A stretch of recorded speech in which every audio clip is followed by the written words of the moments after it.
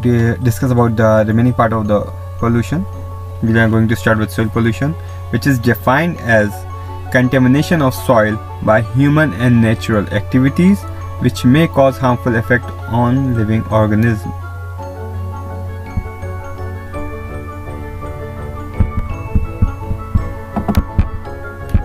The composition of soil: it consists of organic mineral matter, which is of 45%, 5% is the organic matter,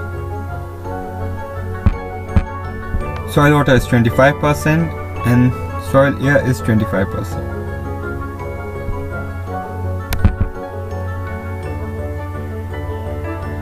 The types, effects, and sources of soil pollution. The soil pollution mainly occurs due to the following reason. Maybe it's because of industrial waste, urban waste, agriculture practices, radioactive pollutants, biological agents.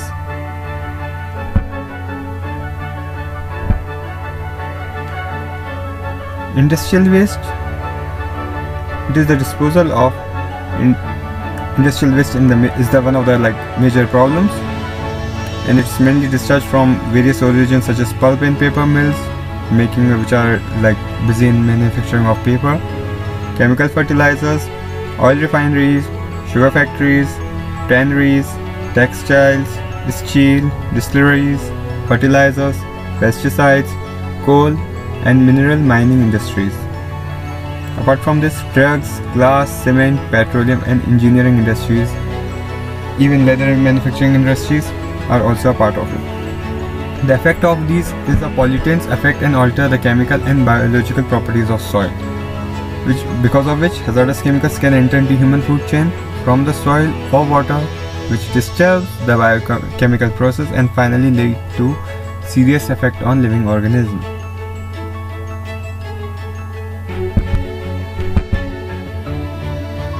Urban waste comprise of both commercial and domestic waste consisting of dry sludge and sewage. All the urban solid waste are commonly referred to as refuse. Constituents of urban waste are this refuse consists of garbage and rubbish materials like plastics, glasses, metallic cans, fiber, paper, rubbers, street sweepings, fuel residues, leaves, containers, abandoned vehicles, and other discarded manufactured products. Urban domestic waste, though disposed of separately from industrial waste, can still be dangerous. This happens because they are not easily degraded.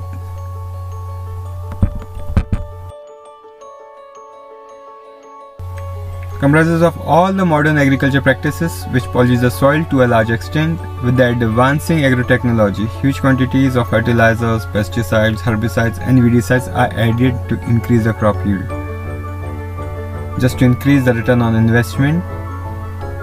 Apart from these farm waste, manure, slurry, debris, soil erosion containing mostly inorganic chemicals are reported to cause soil pollution.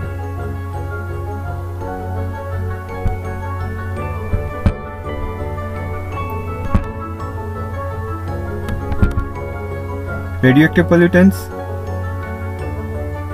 are those substances that comes from explosions of nuclear testing laboratories and industries, giving rise to nuclear dust, radioactive waste, and penetrate the soil and accumulate, giving rise to land soil pollution. For an example, soil, rock, water, and air. Explosion of hydrogen weapons and cosmic radiation include neutron, proton reactions by which nitrogen N15 produces C14. The carbon-14 participates in carbon metabolism of plants, which is then into animals and human beings through the food chain.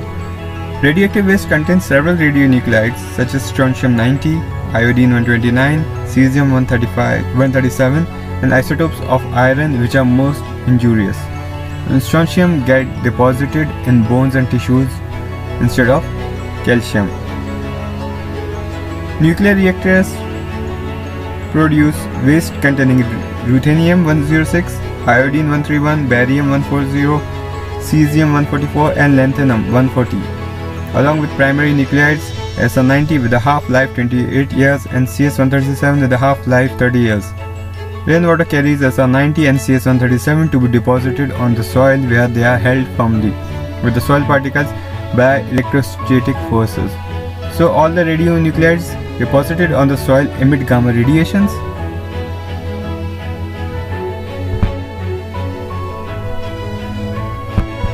The biological agents.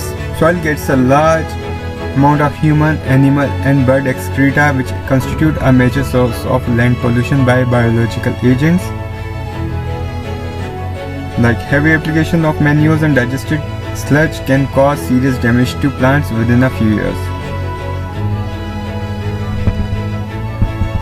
What are the control measures to prevent soil pollution? Soil erosion can be controlled by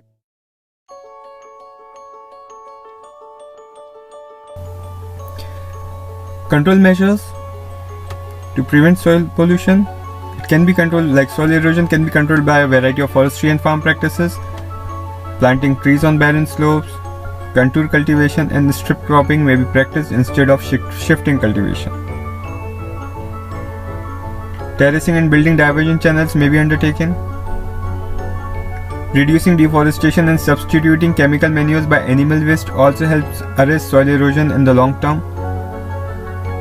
Now, proper dumping of unwanted materials, but the excess waste by man and animal pose a disposal problem. Open dumping is the most commonly practiced techniques in countries like India. Nowadays, controlled tipping is followed for solid waste disposal. The surface so obtained is used for housing or sports field. The third is production of natural fertilizers. Biopesticides should be used in place of toxic chemical pesticides.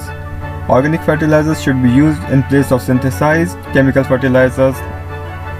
Like organic waste and animal dung may be used to prepare compost manure instead of throwing them wastefully and polluting the soil. Fourth is proper hygienic condition.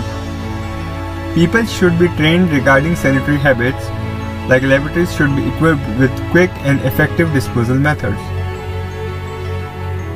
Fifth is public awareness. Informal and formal public awareness programs should be imparted to educate people on health hazards by environmental education. Mass media, educational institutions and voluntary agencies can help in achieving this. Sixth is recycling and reuse of waste. To minimize soil pollution,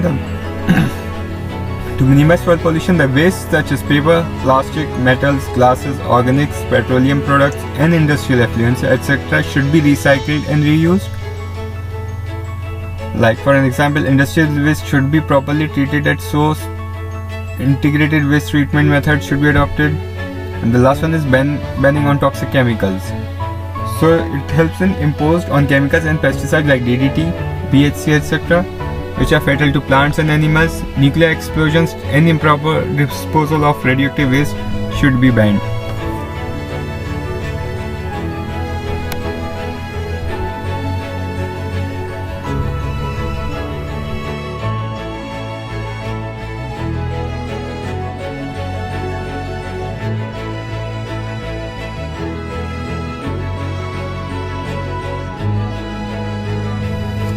Marine pollution.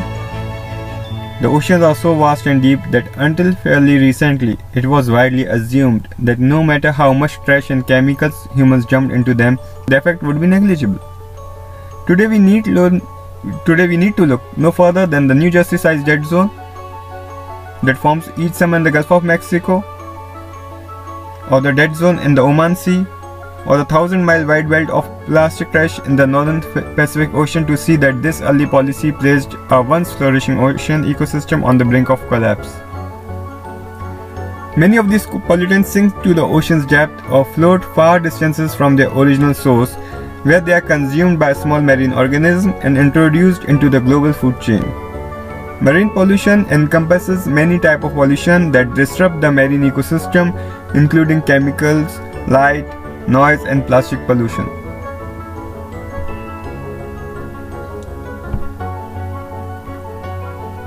The pollutions that disrupt marine life, the major ones are chemical pollution. It is the introduction of harmful contaminants. Many ocean pollutants are released into the environment far upstream from coastal lines. Nutrient-packed fertilizers applied to farmland, for example, often end up in local streams and are eventually deposited into estuaries and bays. The light pollution penetrates under the water, creating a vastly different world for fish living in shallow reefs and urban environments. Light disrupts the normal cues associated with circadian rhythm, to which a species have evolved timing of migration, reproducing and feeding. Artificial light at night can make it easier for predators to find smaller fish prey and can affect breeding in reef fish. Since the invention of the light bulb, light has spread across the globe, reaching almost every ecosystem. Often thought of as a terrestrial problem, scientists are starting to understand how artificial light at night affects many marine organisms. Pollution, this type of pollution is not always visible. In large bodies of water, sound waves can carry undiminished for miles. The increased presence of loud or persistent sounds from ships, sonar devices, and oil rigs disrupts natural noises in the marine environment. Plastic pollution seeps into the ocean through runoff and even purposeful dumping. The amount of plastic in the Atlantic Ocean has tripled since the 1960s. A huge culprit is single-use plastics used once before tossed into the trash or directly into the ocean. These single-use items are accidentally consumed by many marine mammals. Plastic bells, which resemble jellyfish, are common food for sea turtles, while some seabirds eat plastic because it releases a chemical that makes it smell like its natural food. Discarded fishing nets drift for years, ensnaring fish and mammals.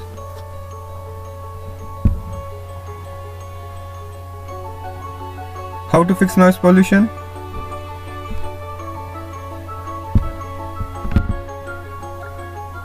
Like many pollutants still persist in the environment, difficult to fully remove. Chemical pollutants often cannot be broken down for long periods of time, or they increase in concentration as they move up the food web. Because plastic is thought to take hundreds of years to break down, it poses a threat to the marine environment for centuries. Moving forward, encouraging recycling and reuse can minimize plastic pollution. Dampening unnecessary light at night can limit light pollution, and encouraging responsible chemical use through consumer and political actions can protect the environment for the future.